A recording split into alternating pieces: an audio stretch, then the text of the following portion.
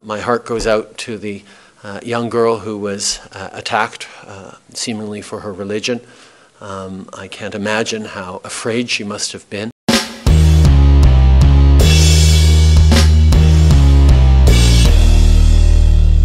How's everybody doing? My name is Anthony Brian Logan, and today we got to talk about this story that's on the screen before you.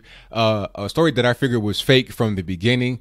Unfortunately, Justin Trudeau, the Prime Minister of Canada, did not think so, as you were able to see in the video before I started talking right now in this video. But right when I saw the story drop, I knew it was going to be pretty much phony. And before I even get into it, I need to tee it up for you. Now, the story goes that a young girl, I can't remember her exact age. We'll get into that in the article, I suppose. I'm thinking like elementary school, middle school age. But it was alleged that she had her hijab cut off. I'm not quite sure who the suspect was. And if I can find that out, I'll put that in the description box. And if you know who it is, let me know in the comments. But, you know, I'm thinking it was like white supremacists or something like that. And it's been proven to be false. Now, this story is not impossible to happen. Of course, it could happen. But I just was doubtful from the beginning, which is why I didn't do a video on it or talk about it at all, because I knew that there would be more information to come out.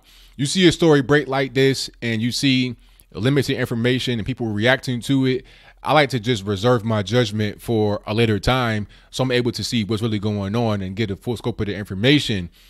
We're going to read this article right now and see what really is going on as far as their information is concerned. And then I'll give you my thoughts about it throughout and maybe at the end. And the headline reads, an attacker did not cut her hijab, police say. But why did the TDSB let the girl face the cameras? I'm not sure who the TDSB are, but I'm pretty sure we'll figure out in the actual article. The TDSB asked the girl's family if they wanted to, quote, join her when she spoke to the media, unquote. A spokesperson said Monday it was completely their decision. And this was a press conference. I remember that press conference. The girl's face, which is right here, is blurred out. That's supposed to be the girl that was assaulted or whatever. And I'm assuming that's her family. You know, I can't tell. They got their whole faces pretty much covered up. But I presume that's her mom or aunt or somebody. And that might be somebody else, a school official or something like that. But let's keep going with the article. TDSB spokesperson Sherry Schwartz-Maltz left stands with a girl. Okay, that's her on her left in the gray.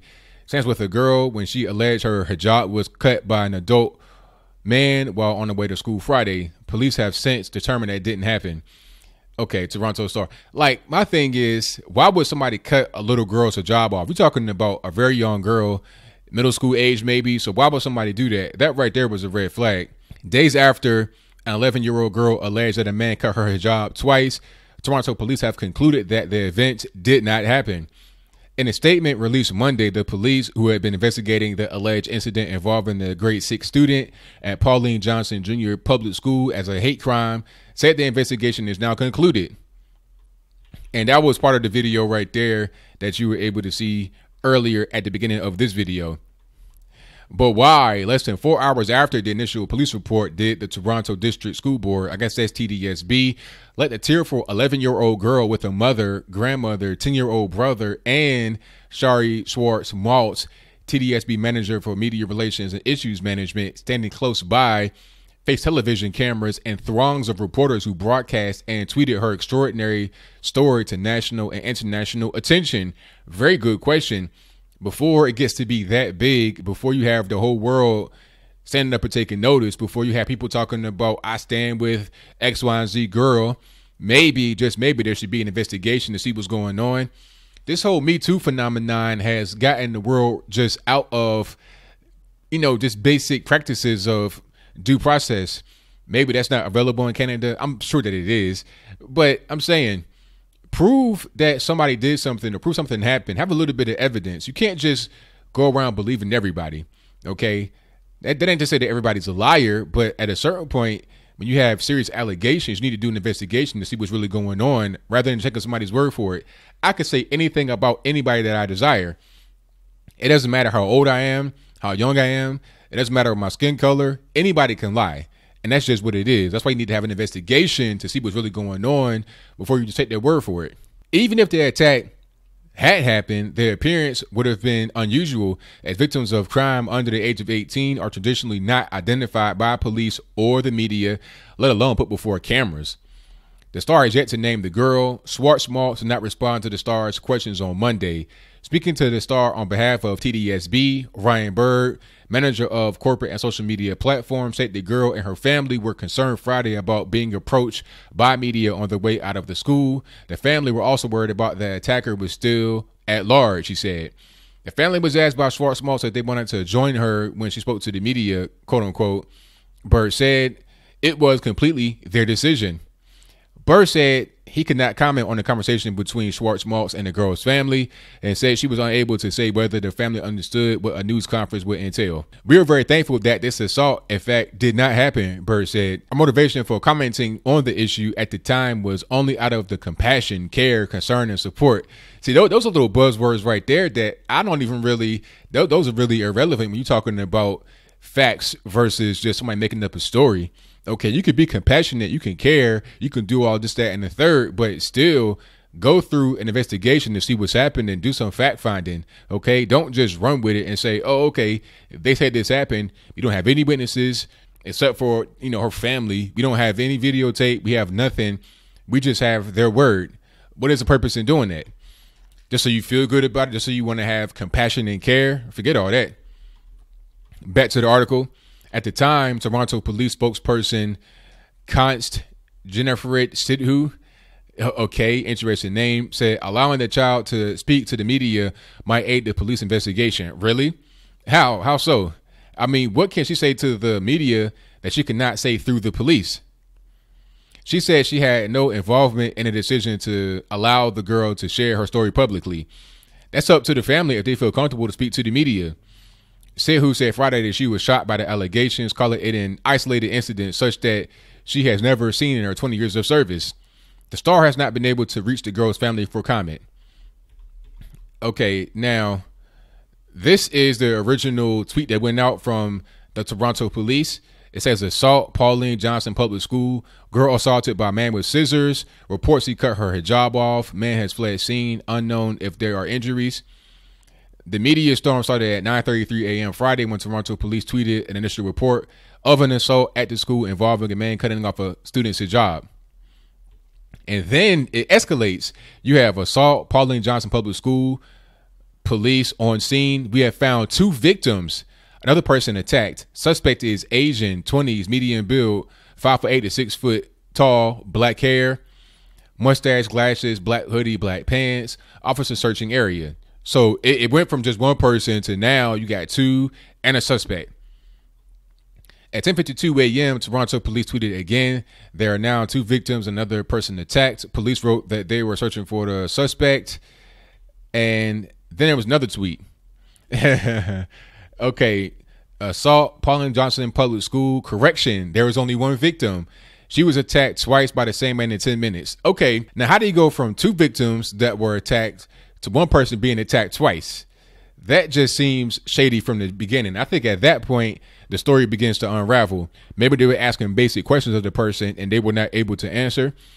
I'm not sure, but whatever the case may be, this is a lesson, in my humble opinion, that maybe they should wait a little while before they put stuff out there to see what's really happening so they don't incite panic or a riot. And then the article continues, when it came to relaying this information about the unfolding investigation, both Toronto police and the TDSB said they did not organize a news conference, but said that both organizations made spokespeople available to the media at the school. Okay, so what is that? If you send a spokesperson down there and the media is already there, that's a press conference. Maybe you didn't schedule it, but the media was already there. So you're like, okay, let's do the press conference. You could have said no questions till investigation is complete. But you sent somebody down there to talk to the media. That's a press conference. And then the family's there. I mean, come on. The Toronto Police Director of Communications, Mark Pugash, said Sidhu was there to answer questions about our side of things, quote unquote, and that the preliminary investigation had already been completed by the time she arrived on scene. These were extremely serious allegations, Pugash said. Investigators worked on Friday and over the weekend, gathering evidence, including video and interviews. When they had it all, they sat down, looked at what they had, analyzed it, tested it, and the only conclusion that they could come to was that the events described on Friday did not happen. Pugas said he would not speculate as to why the girl made her allegations, adding that the investigation was concluded and he would not anticipate anything further coming from this. I mean, this is crazy, but I'm not surprised at all. Like I said, this received quite rightly, given the nature of the allegations, international coverage. Why is it right for it to get international coverage just because it's an allegation? I mean, anybody could say anything. I could say, it's a nuclear strike coming. Do I get international coverage for what I say? Maybe there should be a little bit of fight found in an investigation. Maybe, because I don't see it took that long to actually investigate what happened. I heard about the story yesterday. Now all of a sudden today they say it didn't happen. So they could have waited a little while to come out with that story, to break it to the mainstream media. Political leaders and community members were quick to react to news that the police had found the attack had not occurred. Quote, I'm kind of glad that it's not actually something that actually happened. But then on the other side, I mean, we all really wanted to know why she reported this, said Titus Go, a parent picking up his child at the school Monday afternoon. He expressed concern that hate crimes could now be considered fake. Well, you don't say. I mean, when you cry wolf like that, what's going to be a natural reaction? Of course, it could be considered fake. Come on. So it's pretty much the same thing. People saying that they regret it shouldn't have happened, is that, and the third. I mean, and here's the last statement. I'm going to just key in on this and wrap it on up, put a nice bow on top. An 11-year-old girl is believed when she said something happened to her. He said, obviously, there's some perils in that. Oh, really? We don't know why she claimed that happened or somebody claimed it on her behalf.